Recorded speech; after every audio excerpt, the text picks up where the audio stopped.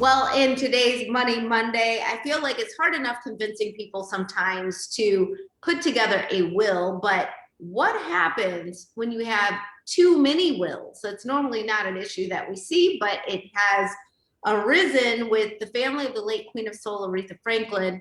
And we've got our resident expert, Kyle Wingfield from Finley, Alexander Wealth Management, joining us now to sort of explain what's going on. How are you?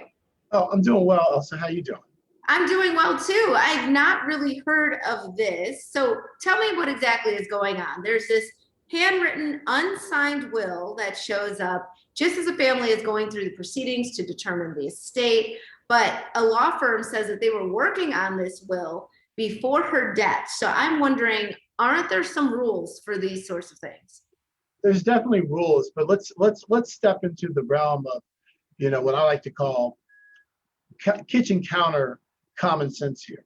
Now that the reason that thing's in court right now is the courts are trying to sort out how do we deal with the estate, because a will is a written wish of what the deceased wants to see happen with their property. Okay, so now it's still getting hung up in court costs. The real deal here also is if you're going to get anything signed, right, make sure it gets notarized. Okay. So there's nobody contesting it. I think that's important. You see this mess that's going on. It just shows that despite all of her fame and fortune, she didn't even have the proper legal documentation in place.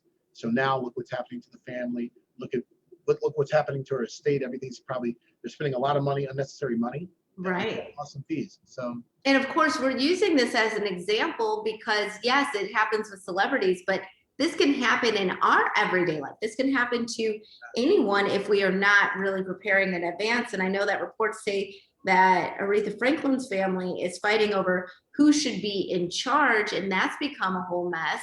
So that's something that we can preempt as well, correct? Yes. I mean, you can all of this stuff, all this legal proceedings, all this very private, now very public, because the two of us are talking about it. Yeah. All of this could have been completely avoided with the proper legal documentation, which is not difficult to put in place. So you don't have to be rich and famous people don't do it. You wonder why. They've got all these advisors around them, but no one speaks up. You at home can do this. This is not difficult, and you need to do it. And try not to get off cheap. Do it right. Yeah. So local attorneys can help you with this. Of course, and it's sad for the family, but I want you to just bullet point the takeaways today, Kyle, because again, for something to be written and for it to be considered valid and it's not signed, you just say right away, just get it notarized. Right. Get it notarized. So takeaway. Yeah.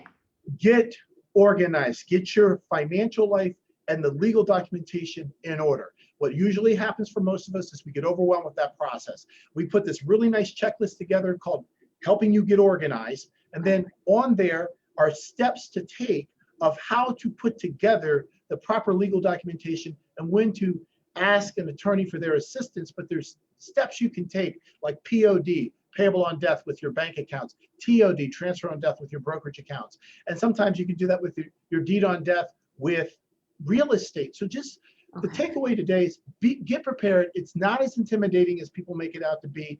I know it's a morbid subject. No one wants to talk about it.